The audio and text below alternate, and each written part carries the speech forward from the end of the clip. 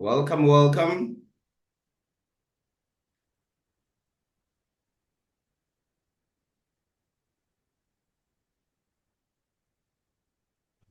Morning, Skura.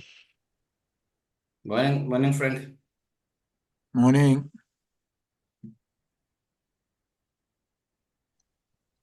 Morning, Skura. How are you? Morning, Camilla. How are you? It's all good. I'm good as well. Thank you. Okay, thank you. Colleagues, thank you so much for joining. Hey, Webel, how are you? Good, thanks. Thank you so much, colleagues, for joining. Today we have Peter Rich speaking to us. So I'm going to introduce him and then we'll start the presentation. So Peter Rich is a South African-based architect who attributes his learning to African space making as being central to his career. In 2009, he was awarded the World Building of the Year by the World Architecture Festival in Barcelona for the Mapungubwe Interpretation Center in Limpopo, South Africa. For his extensive African and global portfolio of built work, Peter has received numerous awards and prizes. To name a few, he is the recipient of the UK Earth Award, the International Sustainable Architecture Award, and the Winnebago Brick Award. In 2013, he was shortlisted for the Khan Award. Peter further received the gold medal for architecture from the South African Institute for Architecture for his contribution to African space making, and for his contribution to African space making, and is an international fellow of the Royal Institute of British Architects and an honorary fellow of the American Institute of Architecture. To add just one selected exhibition to the list, Peter's work was displayed at the Venice Architecture Biennale in 2018 as part of the SAIA Curator's Choice exhibition. In all of this, Peter finds time to teach and develop new curricula in Africa, India, Europe, and the US. In his own words, as an architect that specializes in community-based projects, Peter would like to share with students that architecture should have an inclusive approach, drawing on a community's needs, aspirations, cultural heritage, through social interaction in the design process, and working towards a new urbanism that embraces both diversity and a sense of identity. Peter, thank you for being with us today, and over to you. No, thank you very much. Hello, KZN. Nice to have this opportunity to share with you. I'm just going to get my first slide up on the screen, and we start from there. Make it full screen. Yeah. Okay. Right, this opening slide is, as you know, post-democracy, we could become part of the world. This is 2007 when I stopped after 31 years of teaching second year at Wits to practice what I preach and went into Africa. And the dark areas are the areas where I've been active professionally or I've documented indigenous culture. And African space making is a word that's bandied around. I'm busy at the moment doing a second book to the book my book that's published on African space making in transition, because it's something that I think is very needed. And I just had the privilege, by virtue of my age, to, from the 1960s onwards, document both living cultures, and then once the iniquities of apartheid and social engineering smashed the social order, how people have adapted to change, both in South Africa and elsewhere, the Dogon, Tanzania, and Rwanda. And we've recently been part of a winning competition for a green city in Rwanda with a leading British practice. And it was actually my work studying how ordinary Rwandese have adapted to change that informed the design decisions made. So mythologically, we're part of a Southern African cattle culture. We all know that. And there's the Nile Meridian, which, you know, starts at the Giza pyramids and ends at the ashram in Durban, where you guys are. which is part of the Egyptian mythology. And I've tended to get jobs along that line. It's a sacred line. And we all know that, most of these type of settlements don't exist anymore. This is from Uganda. There still are people who are alive who remember the spiritual experience and sense of belonging they had as part of an integrated family, which is now lost, okay? Generally lost in the African context. I documented one of the last mashatas of the Bantwani people near Kwarilagte in the 80s, before P.W. Botha created havoc there, because he'd identified, but both them and the Ndebele had missed the homeland policy. And this is an example. It's usually the father's name, and whether it was Nguni or whether it was Sutu, this was the Southern African cattle culture, okay? And my documentation of that is what I'm taking further now. I was just privileged to be part of it, and it informed both my work. And I didn't go to Rome. I went to these illiterate women who were architecturally illiterate, and through the adornment of their body, they learned the same rules as Da Vinci shared with us about classicism: bilateral symmetry, front and back, axiality, duality, and they applied it frequently and became very, very good at it and dealt with incremental growth and other things. This is a mythological drawing of mine. It's the matriarch sitting on the sacred Nsamo, linked through to her ancestors. The plan is in her mind. She's part of a cattle culture, and there's a whole symbolism between the fertility doll and the phallic symbol, and it's a sort of integrated, circular, beautiful belief system that existed. Okay, and when you look at these settlements, the social order was so explicit, but also was the architectural order, and it's something we've lost, but it's something I'm studying and seeing how it's still implicit even in people where that's been smashed. Okay. And these transitional thresholds, there's a good manners. That's what we've done with the Green City in Kigali, this competition we won. We brought the good manners that ordinary people have, and architects very often seem to have forgotten, into how you house a first generation urban dweller who's only lived in a courtyard in a single house, and he suddenly got a 3 to 4 story walk up in an urban environment. How do you bring the alleyway? How do you bring the small scale? How do you bring the good manners of that you behave in certain ways when you go through thresholds? And I learned, from Ndebele women, just anthropomorphism, because they just used the human body to come up with a proper scale. And then Jackson Lungwani, the sculptor, was an important part of my life. He sculpted this hillside, which I documented, and we recently had an exhibition in Cape Town, and we set an example in both this plan and the axonometric, that you don't exhibit African art anymore without showing the context. Okay, and here's a palimpsest. He believed God put the stones there, but it was actually a 2,000-year-old Iron Age site, which he then put a Christian narrative over beginning and end, Golgotha, up and down, positives and negatives. And he had a profound influence on my life, because, as I'll show you, I was also sculpting a hillside at the same time as he was sculpting a hillside. So I'm going to turn to that. I'm sitting here at the moment. This is 1918. Okay, well over 100 years ago. The house faced the wrong way, because under the British, houses faced the street. So the northern side, which is up the hill, so I turned a house around, and you can see here at this time I had several constructs in my head. I was intrigued by the idea of Raumplan of Adolf Loos. I was intrigued by certain lessons I'd learned from being part of the foundation of the Charles Rennie Mackintosh Society, but I had this African idea of space. which was articulating outdoor rooms.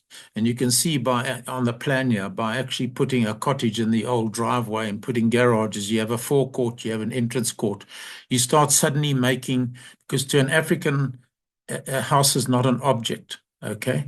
It's part of an amuzi, it's part of something greater. And so I've explored, and you see, when you read my book, The Architecture of Peter Rich, Conversations with Africa, which is available at David Crutt in Johannesburg, you'll see how almost everything I've done, including the work in China, this site and especially the garden have informed that.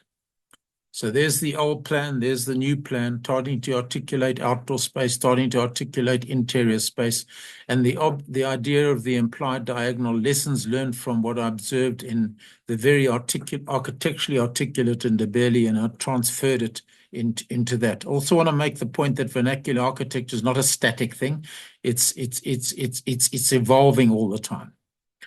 And so I'm part of the Highveld. I'm an African lion. I love mountains. That's my beat.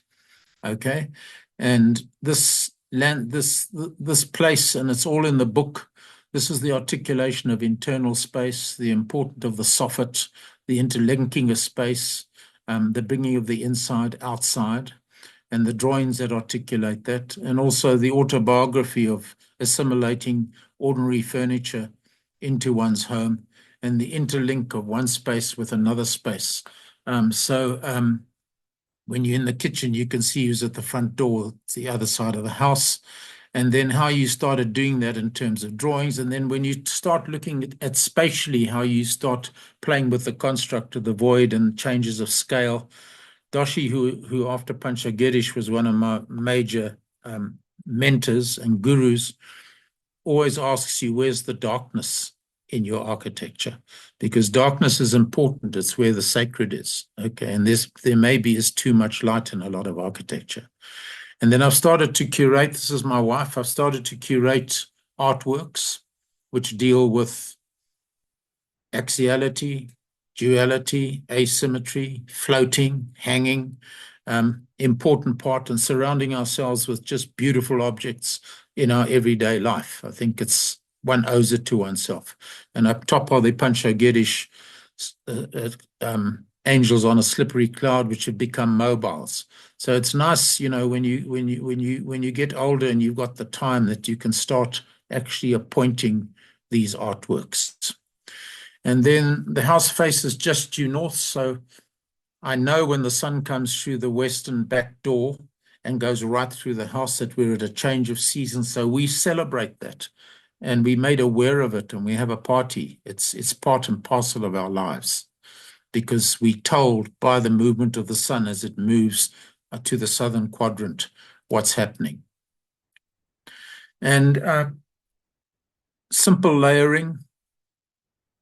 And I think also we as architects need to give reference to those people who have influenced us. People look at this and they say, well, have you visited Baragan? Yes, it's part of my subconscious. It's part of that thing. And we reinterpret what we see, and we invest it with symbolic meaning in a new context so that it takes on something. We very often don't just reinvent the old. It's part of our baggage.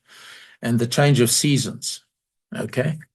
And then the embroidery that one does in articulating a landscape, okay?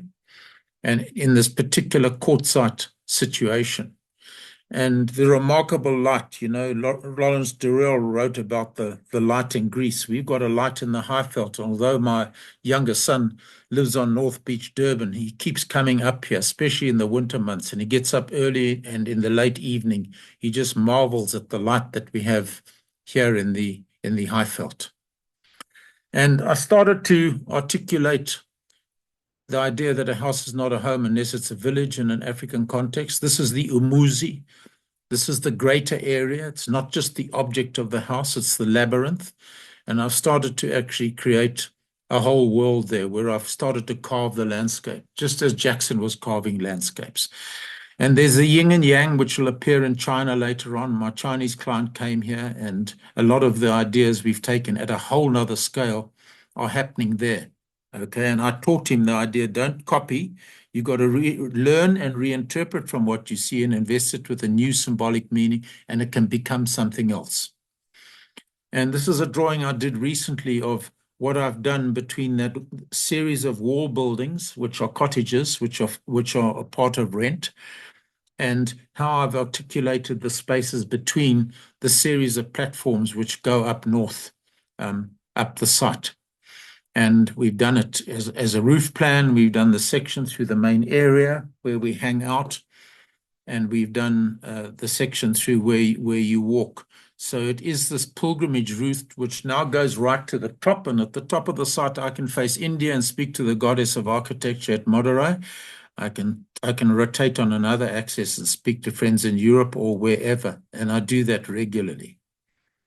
And recently we've had a wonderful tenant who's an interior designer who's occupied the top space, and he can't believe it. He said, "You can't believe I can see the Hillbrow Tower and the Brixton Tower, but you'd never know I was in the city." So he's created this world, and this is the indoor-outdoor relationship he has with his fire and his friends. So it's lovely that our house, after years of trying to build these cottages, they're now getting occupied. And it's a modern architecture. It gestures to the outdoors. It caters for his own artistic needs. And we've given him complete free rein as an interior designer to do what he wants with the interior. And he comes here to paint. And then Mapungubwe, there are these moments in one's life. We were just dumb and eager when we did Mapungubwe. It was this unbelievable opportunity to embrace this place, 9th, 12th century, where there's proof that Africa, prior to the 1503 pulling of the carpet on the gold trade and then the subsequent exploitation right up to the 20th century, traded in technology and that with these places. And also the gold, the guys that you see in Europe, Africans that you see with turbans, are not slaves, they're traders. They took the gold, and then the Jews took it from Morocco into Europe, and that's the Renaissance gold we have. So there's this whole story of gold. And we looked at timbrel vaulting. We looked at the beautiful sawtooth lighting in Tarragona, north of Barcelona, and said, can't we use this ancient way of building, which the Moors took from Africa into Catalan, and the Catalans, Gaudi and Guastavino and people developed it, and then Guastavino went to America, and we've brought it back, okay? And I'm actually inspired to working on a project at the moment in Zimbabwe where we're looking at sawtooth lighting inspired by this. So we were just, dumb and eager and courageous. And I had to I wanted a cave architecture. And actually, I didn't know what to do. And then there was a knock on my door here, and it was Izzy Benjamin. God bless Izzy Benjamin, visiting from London, his brother. And I said, I'm looking for a cave architecture. He said, oh, I've got it. I'm working in Devon with John Uschendorf and Catalans on a dome. So, Izzy became part of my life. And this is the southernmost example of trade, the hierarchy being on the high ground, the proletariat down below, and then there's the evidence of Ming pottery, and Jan Christian Smuts and various people were part of discovering this, as well as the biodiversity of grasses. And it's pre the Great Zimbabwe culture, and it's where three countries meet, and it's where the baobab tree is. And we were given the site by SANParks with a 9 to 11 meter shift in change in level. And you see when we get to China later on, I have a similar shift. So I keep getting these shifts against mesotops. And you view a kilometer away into Mapungubwe itself. And actually this Spijkerkop that you've got here is the farm of Moerdijk. And it's one of his examples for the influences behind the Voortrekker monument, although we know it was the Wagnerian building in Leipzig that was the main influence. So you're making these connections all the time, okay? And I believe that architecture is about order, and it's about knowing when to break the order, because that's where the magic happens, and knowing when to stop. And the order here became the bilateral, the equilateral triangle, which ordered the various components. And you found it in the Venda and the Shangaan settlement patterns, and you also found it in the stars, and you also found it on the roof of the mountain. And this is a drawing developed for Venice, which I'm going to talk about at great lengths. The curators actually said, can you take your sketches and we blow them from the size of a moleskin up to 2.7 by 1.5 and see what happens. I ended up using it as an opportunity to do redrawing, but it all has to do with how can you make as little impact on the site as possible, and the stone that you remove, you put back on the roof, and how can you work with nature, okay? And this is John Oschendorf, who I'm taking to Mapungubwe actually at the end of January. It'll be his first visit, almost 15 to 20 years after we built it. And he's holding the chain. And when I went to MIT and worked with him, because he was investigating Guastavino, who was a contractor who went to America and built 1,000 buildings with no reinforced steel, starting with Grand Central Station, he said to me, let's do a building that's 80% less carbon footprint, and it's got nothing to do with fashion or style. In fact, every decision is made about nature's distributing horizontal forces in compression to the ground. And we had to, as part of the DEET grant, engage across clan and across age groups, unemployed labor from the area. A challenge for the main contractor, but we did it, and we got women to make soil cement ties with 5% cement at 4 MPa from the site, no transport. And then we got a gang who said how when we made them stand on this little vault. But little did they know, this is one of John Oschendorf's graduates, Michael Ramage, who became our engineer. And then we had a beautiful New Zealander who became the person who had this compassionate way of dealing with community. And, you know, within 3 weeks, these guys were spanning 22 meters with no reinforcing steel.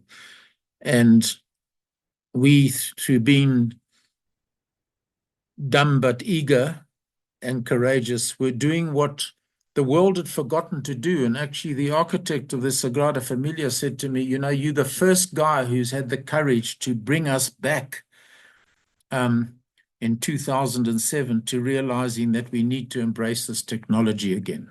Okay, and there's a lot of people all over the world doing it. I'm especially doing it, and I'm introducing it so that communities can do it in India.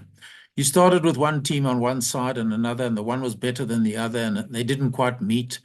And we didn't need much reinforcing, we just much support structure. And the dream was to capture the light of the landscape that turns on fire. That's what happens in the northern Transvaal in the late afternoons, okay? And how could the building be like an elephant? You see it and then you don't see it. And it's got you've got no reference of scale. It's a bit like Ronchamp because you don't have a door until you get around the far side. It's monumental, but it's also quite intimate. So these were the passionate ideas we were playing with. And then how when you build the sacred and you're going to get light in, you know that your iPhone can't actually focus, so you need to shut the light down. And we looked at the type of trees that we've got that influenced the way we made welding.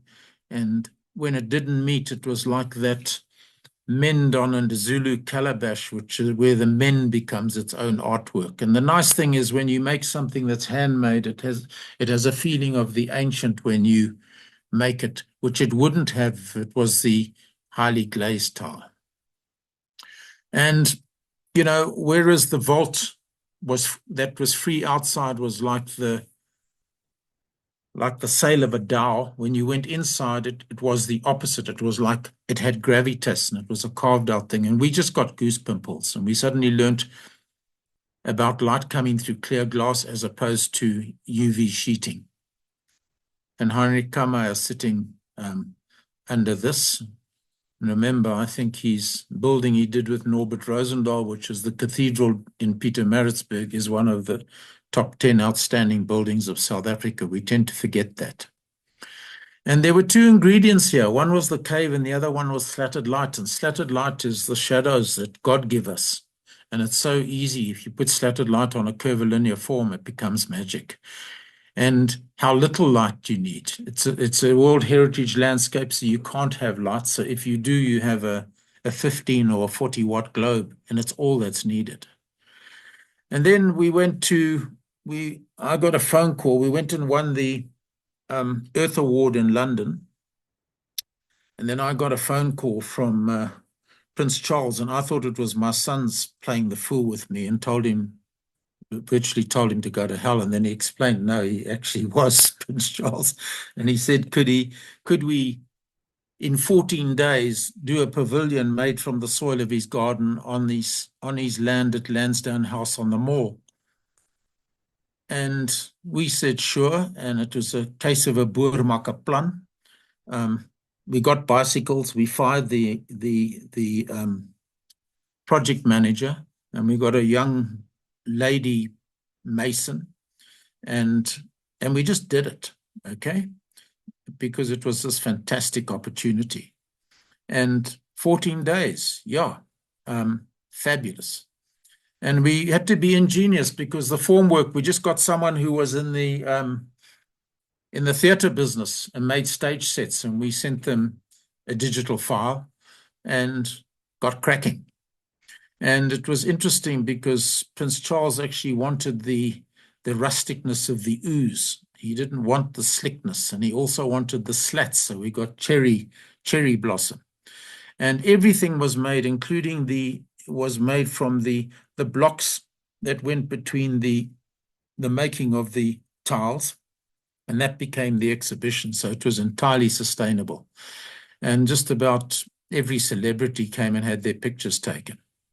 And you'll see this is having a big influence. I'm working on a project in Zimbabwe now where these tulip-shaped vaults are actually very much part of the architecture. And then in Rwanda, we got an Englishman was teaching Rwandese cricket, and he got cancer, and his wife set up a trust, and he was part of the board at the MCC at Lord's. And they wanted to introduce cricket. And we came up with this idea of the bouncing cricket ball. And just get me the cricket ball from up there. And we presented it to the then Minister of Infrastructure, who was a woman. And she said, you know, Mr. Rich, we as Africans want to be like Dubai. We don't want any reference to soil. So we had a problem, but we solved the problem. I realized that the then Prime Minister Cameron, just before Brexit, was the chairperson of the MCC. So we were cheeky enough to arrange a meeting with him via the Rwanda ambassador. And there's my partner, Tim Hall and Michael Ramage. And we designed our own table out of bamboo because we knew when we went into 10 Downing Street, if you were going to be presenting to 175 people who were fundraisers, you needed a platform. And he endorsed it, and then the Minister of Infrastructure endorsed it, and it suddenly became kosher. And it got built, and it's a huge success. Okay, it got built the hard way with proper project managers from the UK and all of that stuff, instead of the low-key way we did it up at St. Parks. And then we won 3 World Heritage projects in Africa. One was Axum, the ancient 3,500-year-old oldest city south of the Sahara. We did the thematic master plan for the religious precinct there. Queen of Sheba, the Jews, the Coptics, the Muslims, all borrowing and stealing from one another. And we had to get the sequence of events right. And then the other one was the 3.6 million-year-old hominid footprints at Laetoli and Gorongosa. And this we developed to quite an advanced stage, and we're about to go on site when the The president changed and we lost our client and end of project, but we created a science, a precinct where there was actually a science facility, and working with the Maasai. How do you design a museum built out of soil that flies through the air at 7.4 on the Richter scale? And that's a giraffe to give it scale. We had these courtyards. We're looking at this now as part of something that can become something else. You very often get birth to projects later on. We realized that we actually needed to almost make these umbrellas that were detached from one another if we were going to work. But it was at this stage that the project was stopped because of a change of the president. And then these are in Geralta in Tigray in Ethiopia. And we're about to get these built as part of a lodge complex. They're just such a beautiful idea. And this is Geralta, where as a Coptic woman, you climb a cliff face to a high carved church and walk along a precipice as wide as your laptop with 1,000-foot fall in order to get your baby blessed closer to God. And so we designed these units, and here's the cliff face. There's the ledge that you go along. I took Todd Williams and Billy Tsing here in their 70s, and they went up to investigate. And we've been thwarted in getting this built, but I think we're going to build them in Zimbabwe. And then this is a turning point. There are turning points that happen in your life. And when Grafton Architects, Yvonne and Shelley, who I think are some of the leading, certainly the leading woman architects in the world at the moment, winning formidable competitions. When they phoned me up and said, out of 280 people, we've chosen 71, and you're our African representative as part of the 2018 Biennale, it was one of those changing experiences in my life, because they engaged you intellectually. And they said, Peter, they gave a reason why they'd chosen me. I'd given a lecture in Dublin, and they said, your drawings have a visceral quality which gets carried right through into the project. And we're very jealous because we never hold materials. We work only in a digital world. And they entered into this discourse. And then they said, my son and I were coming out of China, where there's no Google and there's no WhatsApp. And we landed in Hong Kong, and our phones went ping, ping, and we saw, my God, Yvonne and them have asked us by tomorrow to submit the construct of our work. And my son said to me, Dad, they're not asking you for a project. They're grabbing you by your scruff of the neck and saying, what is the essence of your work about? And it was that level of intellectual engagement. And that was before they gave you a site. Here they've given us a site in the Arsenala, between a 13th century site. And you'll see we use the orthogonal, not the organic, although they wanted us to choose the organic. And we built a model. It hangs 6 meters by 6 meters. It's just had its third exhibition in India. I've tried to bring it to the Scape exhibition in Cape Town, but I had no response. And it was a tower of light, and there was a 3.8 above the ground. There was the sill of a window, which was the natural light. And they made you respect the context, which was 13th century. And they said, this is not a trade show. We're controlling 2 sentences, and your name's going to go on the right-hand side. And by the way, because you have an upper exhibition of the dancing 3-dimensional, beautiful organic plans of many of your projects, we've got the Chinese next door who want an upper story so you can view it. So there was the dialogue not only with you, but also with your neighbor. Okay. And it was the most beautiful experience. There was intelligence, there was respect for context, there was respect for dialogue. And these are the 2 constructs. The one left-hand one is the African village, axiality, duality, informed by the human body. The right-hand one is the organic, informed by nature's order, not parametrics, the order in nature. They said, we want that one. Okay, so that's what we dealt with. And you can see here, you've got these various projects that I've got. the plan, this one was printed and it danced in translucent with the other ones. And when we've had the exhibition in India, they all get dressed up. You know, the Indians love festivities. They all get dressed up, and your plans start dancing with one another, dressed up as people. And this was meant to be at the halfway house of the Comrades Marathon. It's a women's center. It housed Andries Botha's 2000 exhibition, embroideries of how women have overcome hardship. It was nearly built. It had government funding, but there was some skullduggery and we had to withdraw. Okay. And it's now getting built in another form. It's having a baby in China. Okay. So don't lose heart. And these are the plans. And then a beautiful project just south of Kranshoek, south of Plettenberg Bay, with the First Nation people becoming the custodians of this coast, where we're building on a quarry in A-grade Fynbos. And what I did here is I went and met, there's the Plettenberg Bay, there's Robberg going off to the middle right. And these people, and through getting involved with the geology, it actually became like a fossil. And it also happens to be the site where Attenborough and the son of the great Italian underwater guy filmed one of the wonders of the world, which is the Sardine Run, which you're all familiar with. So I'm getting more and more involved with nature.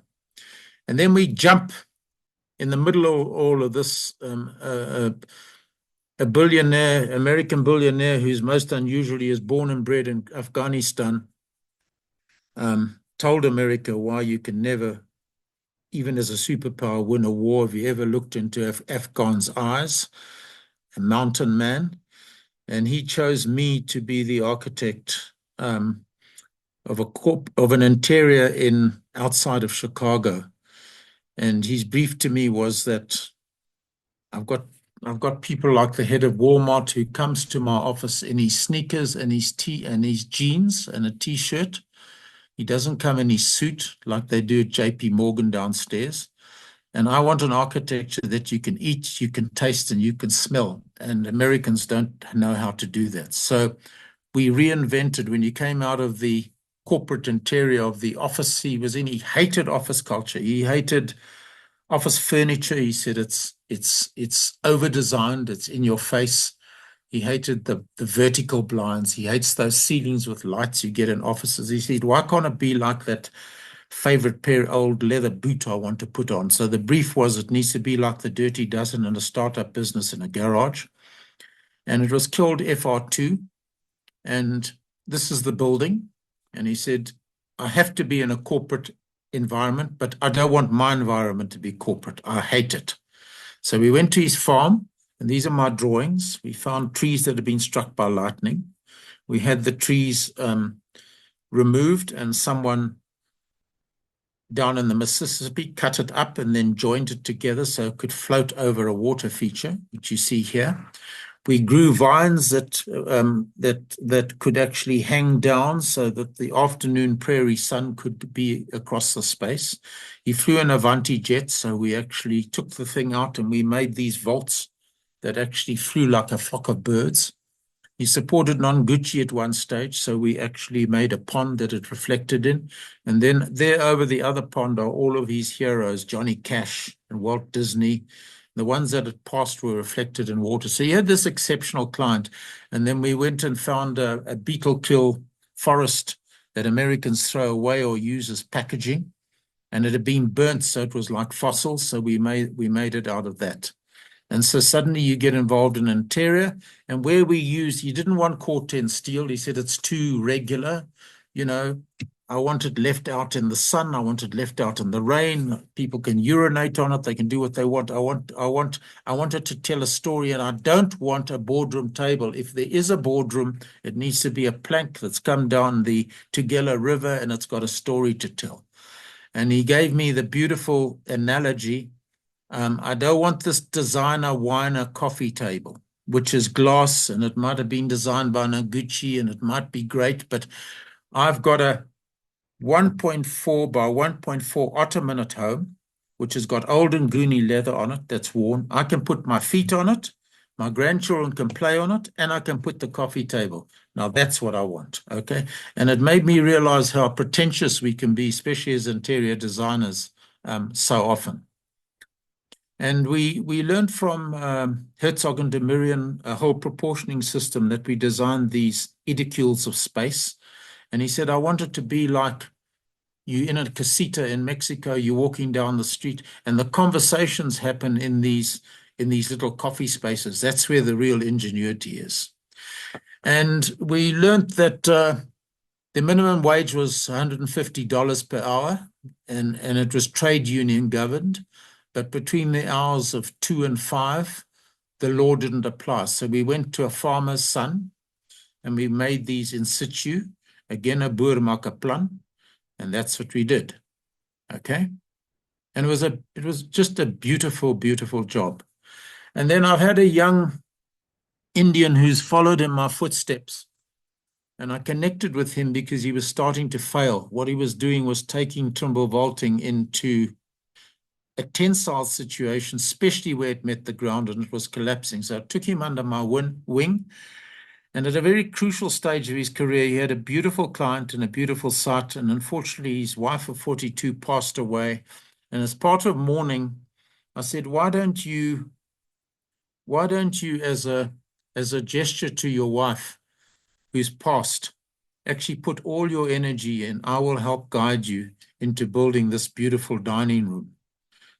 Which when he went to WAF, he won, they made a special category. He won the small world building of the year, okay? And here it is. It's in a beautiful context. He became the contractor. The client was the engineer. And here are all his friends on the roof. And we've learned from one another. And I'm now working with him. When I do vaults in Africa, he comes, and we've developed a system where we don't have to work with the mathematicians anymore. We can just work with the tribals. And I'm hoping up at Loziba to be doing something like this in Natal, if it ever happens. So it's wonderful when you become a mentor. And by the way, while I'm on that subject, on the 5th of September in India, you give thanks to your mentors and your teachers. It's actually part of a ceremonial thing, which is so beautiful. And when you exhibit your work, you exhibit the work of your mentor. And how's this for beauty? He got it absolutely spot on. And he's going to WAF actually next week with a beautiful stone panel building he's done. So the talent is there. And these have become, here he is. He's with Cindy Walters. Remember Cindy Walters? She did Your Beautiful NAI Gallery. And she's very successful in London. She just couldn't believe Central had this big smile. It starts in the Pacific and ends in the Indian Ocean. And they were just so humble and in presenting. And then I've been honored to do work with the White Line Interpretation Center. This is my world, okay, the Eastern Transvaal. And it's a visitor center which faces north along the 9 Meridian, where ordinary people, not people who are part of the inner sanctum, can go. And it's based on Versica Pisces, which is the intersection of 2 circles, because in that are all the maths. And it has lessons of permaculture. It has lessons of the white line, which is sacred and has been used incorrectly, interpreted as an albino in all these camps where they cuddled and shot. And there's a Linda Tucker's been approached by leading Africans to preserve this heritage. And these are just my drawings. You take your shoes off and then you walk into the darkness, but you've got this flood of light. And we know that the Versica Pisces is implicit in all belief systems. A tail gets put on it by the Christians. It's the eye of God. It's the feminine principle. And yes, how do you communicate? This is where a SketchUp drawing enables you to draw the 3D. And how do you take one into the sacred? Okay. And we're building, at the moment, we're looking at further developments. This is a site in Zimbabwe, the Mountain of God. And I was there just 3 weeks ago, and their prayers being given. And here's the client. He's a wonderful sculptor. And there's incredible rock art, which is part of my own passion, especially the Caledon River. And these are his sculptures. And there's the man on the right-hand side. I trained as an architect. He then went and did development studies and business studies, and he's become the developer and project manager. And we met recently for the first time after 30 years. And we've started designing. And these are just some quick shots to show you what we've thrown at it. But it's become a much, much bigger scheme. It's actually become almost like a city. And we're actually presenting next week. And this is the site. So I think it's nice to share with young architects work in progress, because we tend to show them. Then we move to China. And China is an interesting story. My partner in my firm, I've got two sons who are architects. Robert's immigrated to Australia. We worked together. And then they established Rich Labs. And then my middle son is now my partner. He's a 2-meter redhead. And it's a long story, but a Chinese person who was fascinated by South Africa met him and said, "Your red hair brings me prosperity." So we got this job as a result of that. And there's these incredible mountains, and it's where he took over a site. You don't own a site, you have a 39-year leasehold, and if you haven't done anything with the site, the government takes it away from you. So he inherited a site that had been damaged, and he had a vision. And here I'm sketching.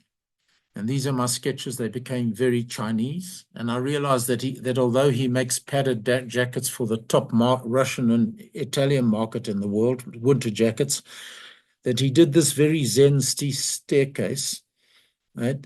He didn't understand Zen. And when I explained it's a Japanese term, they don't like the Japanese. It's a whole history there. But suddenly we were dealing with, we kill the dragon. They love the dragon. They've got Phoenix, which is negative connotations in our belief system. How do you have reverence for another culture and then start designing within that culture? And here's Mr. Jin. We're going to do a book because he draws and I draw, and we communicate on WhatsApp, and we go there 2 or 3 times a year. And he only knows 3 sentences in English. One is that beautiful is difficult. Another one is we do it. And another one is when we've done it, you pay. Very important. And we started designing at this change in level. Again, the non-change in level. And it ended up becoming this. And that house above there, I did 2 circles. I was suffering from jet lag, 6.5 hours flight. And I woke up in the morning and did 2 circles, slipping down a sloping site linked by a yin-yang staircase. And he said, "We do." And all of this has become reality. Okay. So it's amazing. And you can see the lotus flower, the references, and it's become the dragon. He was going to get involved in this little scallop in the middle here. I've left it as a memory, and it was going to be like a Hello Kitty Canadian scheme, which was a theme park. And I said, no ways. You've got these mountains. You must become an artist. You must have this relationship with it where you block the view of the mountain and then you open up the view of the mountain. So he's become a client, but an architect. And then you can't kick a client's ass, but what you can do is if he's your pupil, you can mark him 2 out of 10 if he's made a bad decision and he gets the message. Okay, so you never know on a path uncharted where it's going to take you. And we've realized this. He's got black swans. And here I'm helping with stones. So you actively involved. He saw the stones on my site here and he said, "I want to do that." I took him to Kirstenbosch and he wanted to take half the trees home. I said, "No, you can't do that." So you've got this enthusiasm, and he's a lateral thinker. And it's most unusual in China. He gets into big trouble because you're supposed to comply. And he's got this. And I said, look at the beauty of how the water bubbles out and you have this waterfall and you have this landscape. Okay, and these are the 7-meter tall walls. And then he realized that you could bury a building in the change of level, so it didn't qualify as a building. Okay, so we're also seeing how you can, what order you've got, how you break the order, and you break the rules. Okay, and it's been hugely successful. And then he has conversations with me on these. You've got these translate machines and the lotus flower. How can you get massaged in a spa inside a lotus flower? Great challenge, okay? And then you look at the water when it rains on a thing and you think, God, that's beautiful. And he said, why can't we do these swimming bars that hang off a cliff that you go from one bath to another? So he's got a profound imagination, and I'm there to realize his dreams with my son. And so these are early attempts at the spa, and this is the most developed one. It's not going to get built in this form, and there's a concert piano. And then this is another idea of a restaurant which we haven't been successful with, but we will in the long run in a third position. This is the Whitewater restaurant. It uses the idea that Gabriel Fagan used on his house in Camps Bay, which he learned from the little school that Gaudi did, which I want to do with bamboo. Okay, we've now got a 8-story hotel on the site, which is about to be opened, which we designed, which is different to this. And, you know, the Chinese eat in a circular room with a Baie Marie that goes around in the middle, or a Lazy Susan. So I started designing a detached eating area, and then it became a bar area, and I've actually taught them to make cappuccinos, and it's magic, okay? And how the stone can become like froth. That's from my own swimming pool up here. And then these are a series of finger apartments which are getting opened by the government next week. The government's gone into partnership with him. It's caused us problems because instead of being paid in 15 days, we're 4 months late with payment. We've just gone and designed a whole entrance thing over there, and I'll show you a new thing. So these are now furnished and operational. A colleague of mine, Kevin Fellingham, teases me. He says, I see a lot of Joburg modernism happening on the roofs there. I said, actually, it's an influence of Scarpa and a fantastic Spanish architect. Okay. But, you know, hooray, we just do up to design detail, and then it gets built exactly, and we have no liabilities whatsoever. And then this is a cluster of 15 units and 15 units and 15 units on a slope. Next week, the government has a conference and they decide whether this gets the go-ahead or not. And it's got an underground communal area, which has an exhibition and where you go and eat. You don't eat within the unit. And I'll show you in the last pictures that it's integrated with a whole food court and other ideas. So these are homage to Pancho, okay, our mentor. It becomes this village. It becomes the villa hotel, where you got 5 units and 5 units and 5 units, and they're cluster and they're separate to one another, but you meet to have coffee in a communal area downstairs. And it's where the village is, so it starts breaking down. And then there's another hotel, which is Site 2, which is this rotating spin wheel, which he wanted to, which was inspired by, and he said to me, I want you to become the Chinese Gaudi. I said, that's a problem because we need to embrace timbrel vaulting if we do that. And by the way, Mr. Jin, if you start, when you mention Gaudi, you Chinese can fall into this very kitschy thing of it being something else. Now, you're a Buddhist. You think Buddha's brought me to you. This is very Gaudi-esque and very Pancho-esque. Let's start looking at Buddhist symbolism. But I'm showing you that if we take the stone up the walls and we bring the white broken tile down, you can have another type of architecture. So, but it's difficult to have dialogue with the Chinese. You do, and then you don't have conversation, and sometimes you just get thumbs up back. You don't get into that interactive thing. It's taken us 7 years to get there. And then this is a wedding venue, which is site number 3, and they do this ghastly Chinese decoration in the roofs. So we're giving them a vault to say you don't need to go and take stuff from the rainforests of the world and hang this whole decoration from the ceiling. You can do an architecture where the architecture is actually the interior.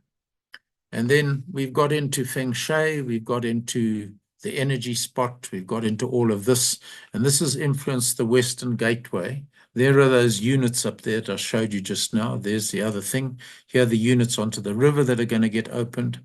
And what we've done here is he's taking me to look at Gaudi, and I'm saying we can learn from this as a walkway, okay? So why don't we make the entrance gate so it's something like that? And why don't we make the reception area so it's something like that? And this reception area is also getting transported as an idea of a gallery into the Zimbabwe scheme where those rocks are. And then I just finished with the book. It's available at David Crutch in Johannesburg. It's one of the best bookshops. It's been a very cathartic thing. I think as architects, you need to pause. And remember, you leave no legacy unless there's a book, okay? But it's a teaching tool, and the Indians have done 4 1.5-hour interviews with the author and I of how you take 2 chapters at a time and develop them as part of architectural theory or studio. And that's being used at 500 schools in India. And now I have to do the second book, which is the African placemaking, because that deals with the city work and the urbanism and that I've done. So thank you very much. I've got a lot of work cut out to do. I turn 80 next year, and I just need to do it while I've got wind in my sails. Thank you very much.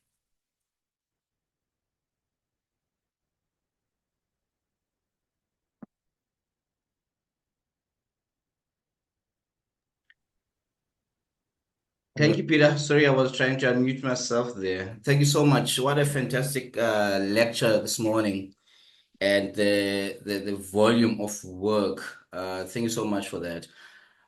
So what we do at this segment, we just open up the floor for questions and comments from colleagues. And I wanted to find out, Peter, just overall, what do you think the direction of cities is? I heard you speaking about what you are working on in Rwanda. Just in general, and if you're including the word green, what do you think the right direction of cities should be?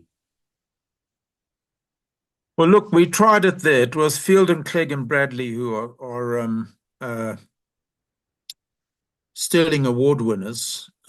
My colleague worked with them when they were 15, and they're now 300. And they approached us because they know over a period of 10 years, I'd actually gone and walked the streets of Kigali and Rwanda. And I documented through sketching and observing how ordinary Rwandese have adapted to post-genocide change. Given their hilly topography, there's challenges, and given the fact that they have culture, but they also have the aspirational influences of the Belgians and the French and now the British. How they had assimilated that, because people do it much better than architects, and they do incremental growth. So we actually helped them with that competition, because that knowledge and the good manners from it were fed into the big team of, the best landscape architects, the best green people in the UK. And I think we have to not be so arrogant as professionals to think we have all the answers. We use these words, smart cities and things, which are not very smart at all. They just become cliches. It's actually a human thing. How do you take someone who's never lived in an urban environment and make it a nice experience for them? You make it by human values. You don't make it by other things. Obviously, it's got, you've got access to internet and all that stuff, but I'm talking about social space. I'm talking about the good manners of where you enter, where you're used to a courtyard. How do you make a courtyard? What do you replace the courtyard in a fourth floor apartment? So my plea is that it's human values, okay, and it's cultural. We've lost the courtyard. We've thrown the courtyard away. It used to be the place where the soul is, and then we as human beings occupied the space around it. It used to be, you used to find it down in the Indian district of Durban, and then you found it across Africa, you found it across the Dogon, you found it across the Middle East, but we've thrown it away because we object orientated, where we have this idea of object, okay? The developer does the object, and then it meets the ground, and then one doesn't matter. So how do you unbalance? How do you take that? And that's what we attempted to do in the competition. It's now going through the interesting phase of where it becomes real.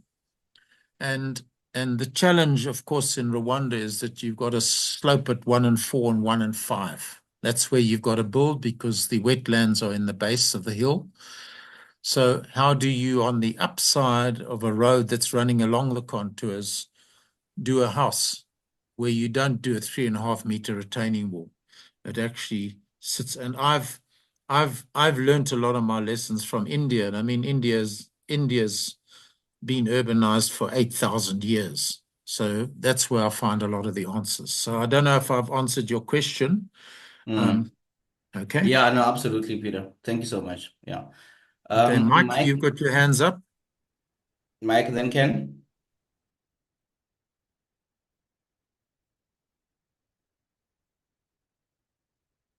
He Before we start to unmute, needs to unmute. Mike, Mike needs to unmute. Go on, Mike. Unmute. Bottom left corner. Sorry, guys. I was just looking at the wrong. Yeah, Peter. The one comment I have is your surname fits your work. Oh wow! Thank you. The most extraordinary experience, and I must also commend you as a middle-aged professional. You'll be, if you're turning 80 next year, you'll be senior. Okay. Yeah. 90 is old and 100 is miraculous. Okay, just remember that. Thanks. Okay. Fantastic. Thank you so much. Thank you, Mike. Ken? Skura, thank you very much. And Peter, thank you so much. Wonderful presentation and a fantastic memory. How the hell do you do it? Having said that, how important is the actual construction process in your work? Are you hands-on all the time with the actual construction process? And has there been any actual spin-off to local communities with the construction processes that you've introduced? Yeah, it's a good question. Yes, most of the vaulted work has certainly been hands-on. It's just had to be. And now that I have Senthil as a colleague in India and will invite him to train community, the unfortunate thing is that at Mapungubwe, given the fact that the local community was moved off the land to secure it as a World Heritage Sand Park site, they were located 62 kilometers away, mainly in all days and other areas, and were reluctant to become part of the construction team. So we had to, what we did there was through the main contractor, who was Louis Trichardt based, he formed a team of people from the area between the site and Louis Trichardt as the community. Okay. So, and there wasn't the opportunity for the continuity. I'd hoped there would be, but what we're doing now in India and what I'm doing with Senthil on the next project we do, we will have continuity because they won't need us. And the work we're doing in Zimbabwe at the moment, if it becomes real, it'll be training them how to do a particular unit, and then they will do the other 15 once we've left, because they'll have the skill to do it. So it involves real skill transfer. And then I've got the same thing in Natal up at Laziba, with that nature reserve where we, the architects there, when it happens. How do we engage a Zulu community there? But it really is, you've got to set up a whole thing. And, earth architecture and other people, they understand this. East Coast architects, they understand that as soon as you enter into that field, the business of training and the business of that, you've got to trade that off. There is a cost advantage, but there's also the cost of training. So it's a whole different contractual procedure, and you've just got to embrace that. It's the one that Grafton architects were very jealous of, because they said they never get to do that, you know. And so the vaulting does become hands-on. Yeah. I don't know if that answers your question. No, definitely. What about any tips about the actual technology, the details, the mortar mixes that you use? It's not rocket science. It's the catenary arch working in two directions. Okay, and with computer programs you can set that up. And what we've done is what we've done in India. We've developed rebars that we put on a flat concrete thing, which becomes the support structure, which we then reuse. So that's the trick that we've developed. And then you've got to engineer properly where those intersecting forces from a double geometry operating. It's all, take a piece of paper and it flaps, bend it and it doesn't flap. Okay, that's the basis of it. So it's working with the principles of nature and the maths that are implicit in nature. And here you don't need the maths, you just need the principle. And the principle is the catenary arch. And obviously, if you're doing a low pitch, it's going to kick up. The moment's going to kick up. So you need to, whether you're doing a mono pitch or whatever, you need to counter that force. So it brings you into that realm where you're working with nature's forces to transfer horizontal forces to the ground. And if you put weight on it, if you put stones, or you actually, what we're doing in China, if they embrace the technology, because it's 42 degrees with high humidity in winter and minus 42, sorry, in summer and minus 42, there we have to cover it with sand because it's thin shell. It can't exist in either of those two extremes. So it's how you adapt it. But there's a time and place for vaulting. It's not something that you're going to use in every context. And what I say to architectural students, it's based on mathematical principle. It's not look, ma, no hands. And for instance, when we do these fluted projects, we realize that the curvature needs to be in plan and in section in both ways. If it's actually straight in plan, it's going to wobble. So get curvy, man. Okay. Thank you, Peter. Peter, I wanted to find out that your approach to work comes very deep within you, right? And I wanted to find out, are you at some point thinking, I want to branch into something else? I want to, I've done architecture, or I've practiced this way of architecture, and I'm now thinking of something else. Or you feel like this is who you are a priest in this thing? No, look, Pancho, who was my mentor, when he phoned me up, he asked you, how are your sketches and your painting? Because he knew if you were sketching and painting, your architecture would be good. And I know there's also an app on internet that says if you want to be creative, you need to get out of your comfort zone. And you need to do many things. I think as an architect, you need to curate exhibitions. You need to make films. You need to sketch. You need to design buildings. You need to do interiors. You need to do, and that multiplicity of thing all feeds into what you do. So there's enough room laterally as an architect. And I use sketching. I've got another lecture, which is what I've learned from 15 years of being in India about sketching. And sketching is my observation tool. It's my meditation, and it's how I analyze and see and engage in a deeper way with what I'm doing.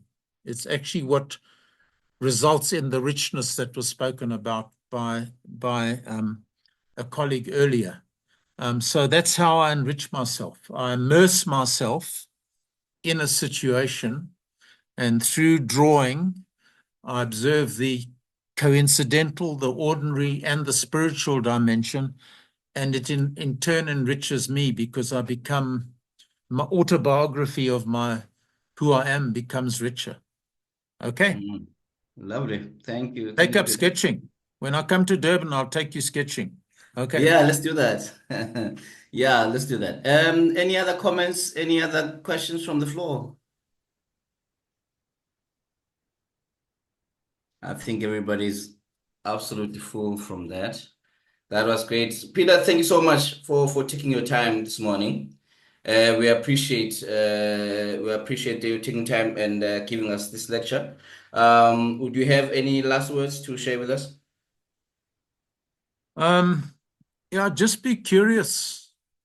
Curious is the first thing, and the clues are always in the situation, and the best philosophy is the one that's in the situation. So revel in your South Africanness, revel in your KwaZulu Natalness. Get the energy. You know, my friend Andries Botha, the sculptor, his energy comes from Durban. You know, my energy comes from here. Okay, so know where your energy comes from, and yeah, and let your architecture venerate the place and who you are. That's the best advice I've got. Yeah, Yeah, and enjoy excellent. and be playful. Yeah, excellent. Thank you. Thank you so much, Peter. And thank you everyone for joining. We'll see you on the next one. Thanks, Cheers. Peter. Thanks very much. Thanks, Skura. Bye-bye. Bye. Okay.